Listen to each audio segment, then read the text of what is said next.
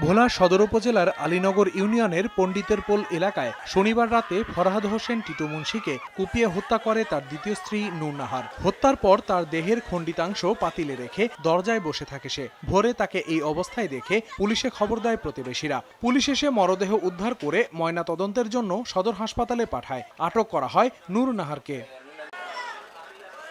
হত্যাকাণ্ডের বিচার চেয়েছেন নিহতের স্বজন ও স্থানীয়রা। অভিযোগ করেন হত্যাকাণ্ডের সঙ্গে আরও কেউ জড়িত থাকতে পারে।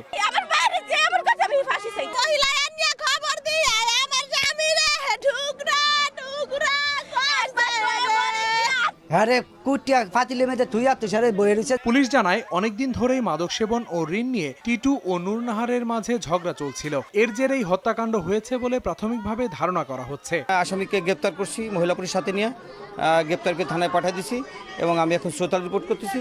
এটা আমরা আইনগত ব্যবস্থা নিব।